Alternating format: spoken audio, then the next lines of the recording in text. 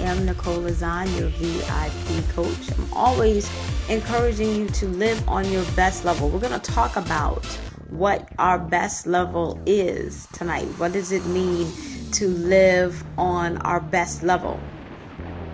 Understand that my best level may not be your best level. I may excel at something that you find very challenging. You may excel at something that's difficult for me. If you're great at math, I need you in my life. Numbers and I have never been best friends.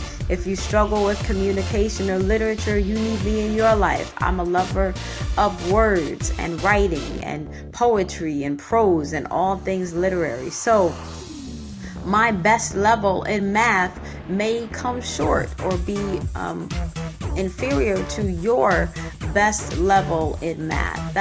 The point is that we are cultivating a life, that we're living on what our personal best level is. So one of the first things we need to do if we're going to live on our best level is to stop competing. It takes more energy to compete and to deceive myself into thinking that winning a competition with you betters me. The lie of competition says that if you are better than I am at a function or at a task, then you are a better person than I am. Or if you are a better individual, you're a better fill in the blank for whatever is appropriate for your role. It's the lie of competition. At the end of the day, competition with someone else still doesn't change your life. It doesn't mean that you're living on your best level because you win a competition. If I'm able to excel in competition against you, but it's still not my personal best, I've done myself a disservice. So we don't want to compete. We don't want to compete with other people. And I'm going to challenge you not to compete with yourself. I hear a lot of times people saying, well, I'm not in competition with anyone else. I'm in competition with myself. I just want to be the best me that I can be. And I want to be better today than I was last week.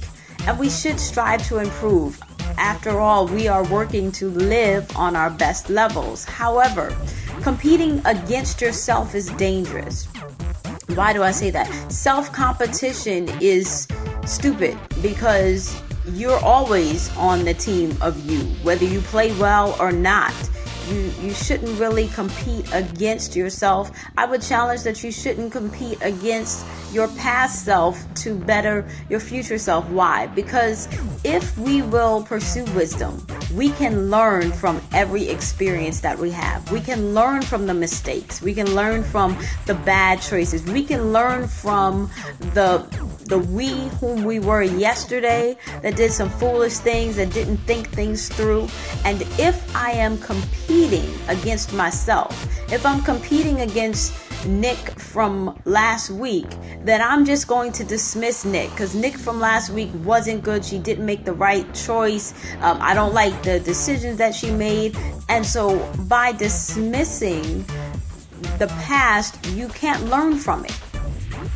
You can't dismiss it. You can't deny it. You can dig through it, though, and pull out the good stuff. When we're digging through, if you've ever misplaced something valuable in the trash, if you've ever lost a ring or an earring, a piece of jewelry, or even an important piece of paper that you needed, some documentation, and it was in the trash, you dig through it if you can salvage it.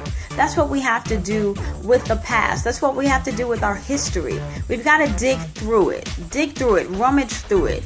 Don't hold on to the bad. Don't hold on to the stinky stuff. Don't hold on to the crazy, but dig through it, work through it. Let go of what you can't change, but pull out the good. The good is the wisdom that we gain from it. The good is the lesson. The good is the takeaway that says, I wish I hadn't learned this the hard way, but now that I've learned it, I'm definitely going to make a note to self and apply it so I don't have to go through the experience because I've extracted the wisdom.